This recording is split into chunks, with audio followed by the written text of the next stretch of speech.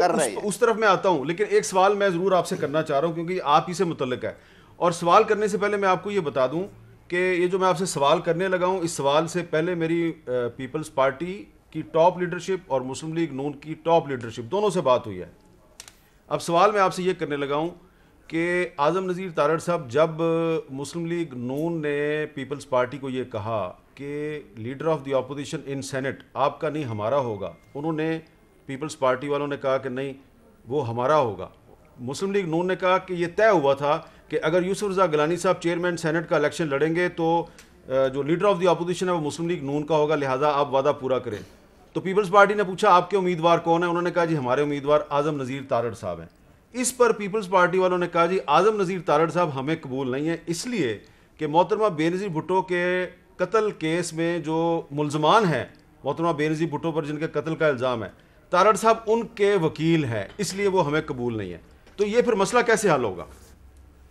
देखिए अहमद मीर साहब, मैंने जैसे पहले कहा था कि सियासत में जो इख्तलाफ राय है वो सियासत का हुस्न है। और जहाँ तक रही उस केस का मसला, तो आपको पता है कि जो प्रोफेशनल कमिटमेंट्स हैं वो हर बंदे की अपनी प्रोफेशनल कमिटमेंट्स होती हैं। और मैं एक बात वाजे कर दूं, उसमें जो सरकारी मुलाजमीन हैं दो, जिनका कि उस मेन अक्रंस के साथ कोई ताल्लुक़ नहीं और जिनको सिर्फ उसमें गफलत की हद तक मुल्ज़म करार दिया गया है कि उनकी नेग्लिजेंस थी, उनकी ज़मानत की स्टेज के ऊपर जो मामलात थे उसमें हाँ मैंने बिल्कुल इसलिए किया कि जो लोग मजलूम हैं, जो लोग समझते हैं कि उनके साथ वो दोनों पुलिस अफसर हैं, वो जब वकील के वो दोनों पुलिस ऑफिसर हैं। एक रिटायर हो चुके हैं, एक पिछले 20 साल से, वो उसको 15 साल से पोस्टिंग ही नहीं मिली।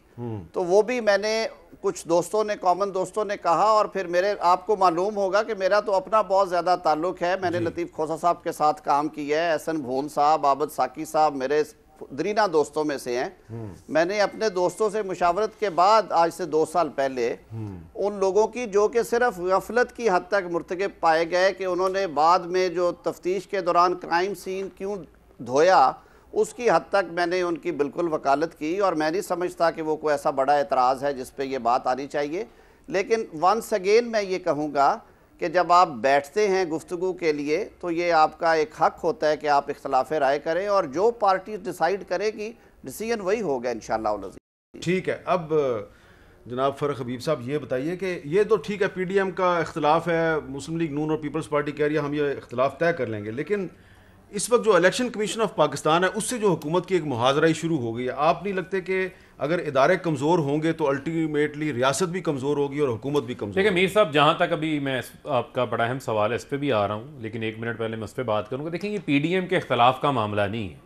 आज जो गिले शिकवे हुए हैं बड़े खुल के हुए हैं, और वही सेनेट के चेयरमैन के इंतखाब के हवाले से हुए हैं। उन्होंने मियाँ साहब के सिर्फ पाकिस्तान आने के हवाले से बात नहीं की, उन्होंने समदी शरीफ की तरफ भी इशारा किया है कि इसहाक डार साहब तो पाकिस्तान आ सकते थे, जहाँ पर एक एक वोट अहम था। इसहाक डार साहब भी पाकिस्तान नहीं आए वोट डालने के हवाले से। तो जरदारी साहब ने एक लंबी फहरिस्त तैयार की हुई है, और जब कोई काम नहीं करना होता तो उस वक्त आपकी लंबी लिस्ट होती है गिले शिकवों की। हम भी हलकों वाले हैं, जब हम हलकों में जाते हैं तो हमारे सपोर्टरान भी लंबे गिले शिकवे निकाल के बैठे होते हैं।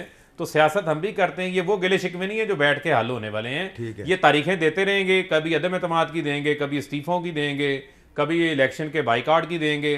करना कराना इन्होंने कुछ नहीं है, नतीजा 0/0 निकलना है। अवाम का वक्त ना जाया करें, लोगों का वक्त ना जाया करें। मैंने आपसे पार्लिमान में आए, हाँ पार्लिमान में आए, इलेक्शन रिफॉर्म्स के ऊपर आकर गवर्नमेंट के साथ आकर बैठें। इलेक्शन रिफॉर्म्स जो है, जो आप भी समझते हैं होनी चाहिए, हम भी समझते हैं इलेक्शन रिफॉर्म्स होनी चाहिए।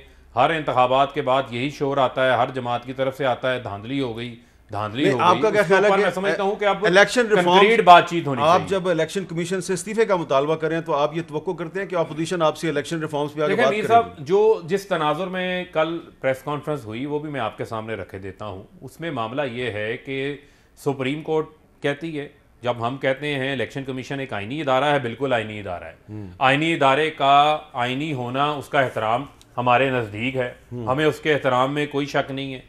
लेकिन बुनियाद क्या है, जब आप आईनी इदारा है तो फिर आईनी इदारे की आईनी जिम्मेदारियां भी हैं।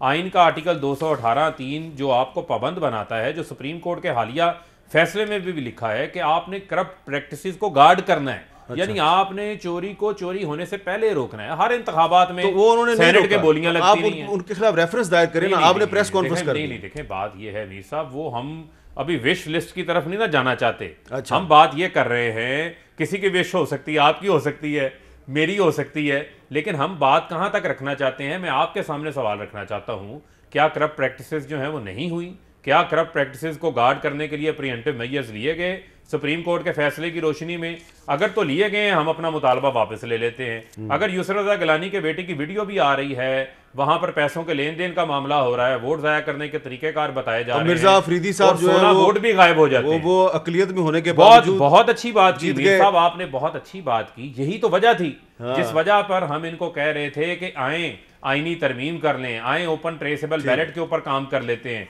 लेकिन उस वक्त अपोजिशन का जो दिमाग 7वें आसमान पे बैठे हुए थे, नीचे आने को तैयार नहीं थे। अब रोना धोना भी इनका सामने आया हुआ है। तो हमने अपना मुतालबा जो है वो इलेक्शन कमीशन के सामने रखा, इस वजह से है कि वो अपनी आईनी जिम्मेदारी नहीं पूरी की। अच्छा, सेनेट के